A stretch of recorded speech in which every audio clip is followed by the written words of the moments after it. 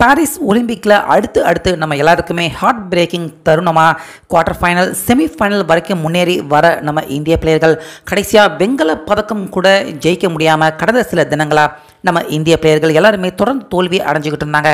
இப்படி இருக்க இந்த ஒலிம்பிக்கில் அத்லெட்டிக்ஸில் இன்னைக்கு தான் ஈட்டி எறிதல் போட்டியில் நம்ம நீரஜ் சோப்ரா அவர் கலந்துக்கிட்டு இருந்தார்.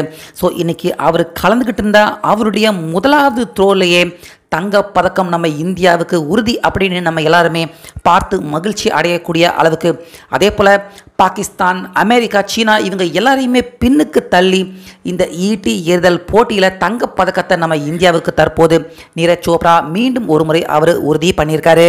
அந்த வகையில் நீரஜ் சோப்ரா கடந்த ஒலிம்பிக்கில் இந்தியாவுக்கு தங்க பதக்கம் அவர் வாங்கி கொடுத்திருந்தாலும் அவர் வீசியிருந்த அந்த ஈட்டி கிட்டத்தட்ட 89.94 மீட்டர் வரைக்கும் தான் அதிகபட்சம் நீரஜ் சோப்ரா இதுவரைக்கும் அவர் ஈட்டி எறிதலில் வீசியிருக்காரு.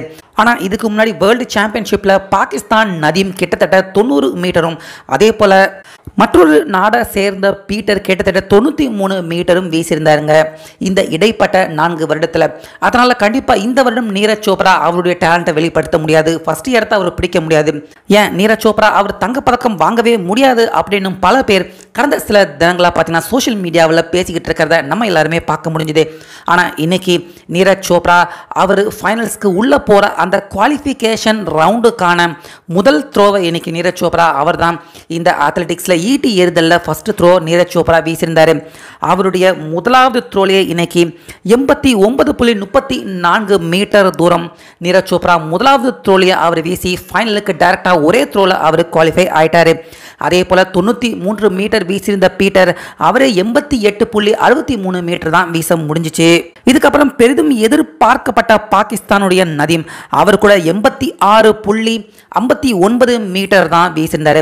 ஸோ இவங்க 3 பேருமே நாளைக்கு விளையாட போகிற ஃபைனல்ஸ்க்கு குவாலிஃபை ஆகியிருந்தாலும் 3 பேருமே தலா ஒரு த்ரோ தான் வீசினாங்க. ஆனால் நீரஜ் சோப்ரா இந்த அத்லெட்டிக்ஸ் ஈட்டி எறிதலில் முதலாவது த்ரோவை 89 மீட்டர் அவர் வீசி பார்க்குற எல்லாரையுமே மிரள விட்டு ரொம்ப அசால்ட்டாக ஃபைனலுக்கு குவாலிஃபை ஆயிருக்காரு.